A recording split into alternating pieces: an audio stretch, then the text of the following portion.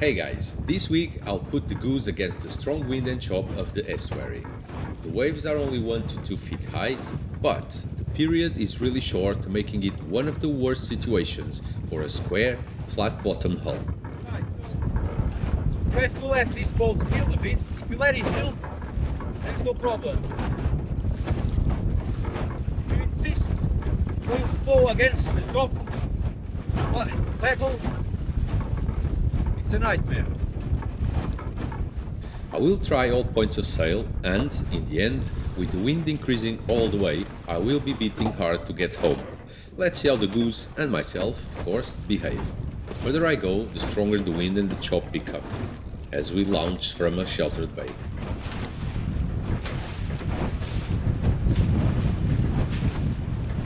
Let's see if I don't run aground here.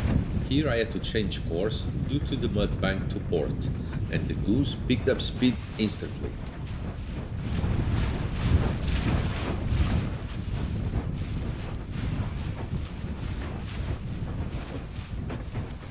It's a good thing that even a small amount of healing reduces the pounding considerably.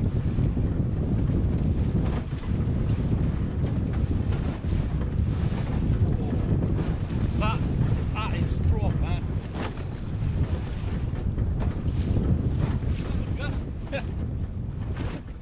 I would never go out on my Goat Island skiff with a full sail with this wind. Maybe when reef, probably two.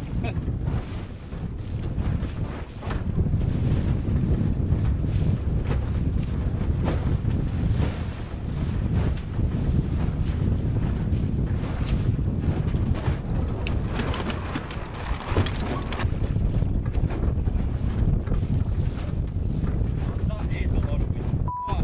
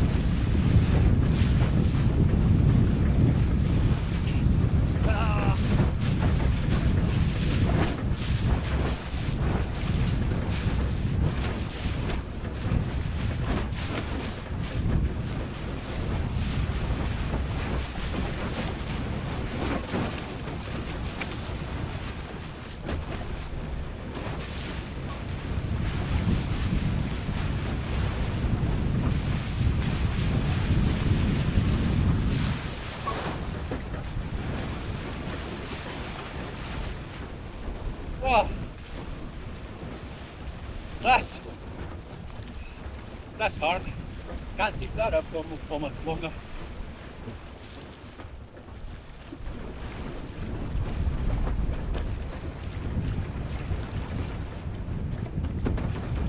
As I got tired, mistakes started to happen more often.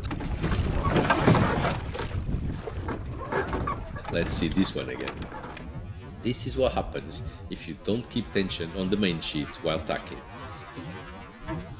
Or, as I like to call it, a slack tack. Good thing it happened in a somewhat sheltered spot.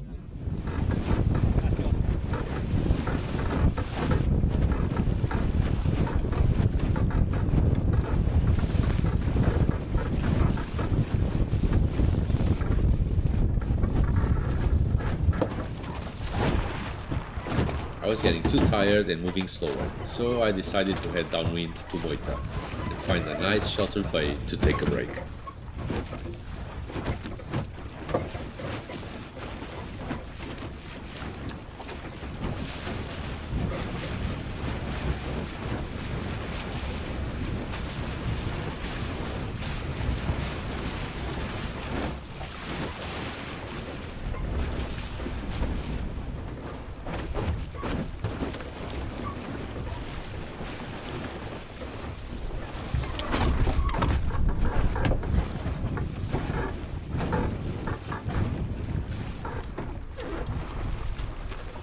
I'm used to getting compliments for how elegant the goat is, but the goose is also a head turner. And people are amazed how fast it accelerates and how stable it is. I could have sold her right there and then, literally, and it has happened more than once already. But I'm not done with the goose just yet, and since every boat that sails downwind must go back up, it's time to face the increasing wind and chop. As expected, as soon as I left the sheltered bay, things got quite tough again. But now I was at ease, having learned a bit more about the goose and how to beat against the pounding waves. Keeping it heeled seems to defy all odds, and the boxy shape just cuts through the chop. Well, most times anyway.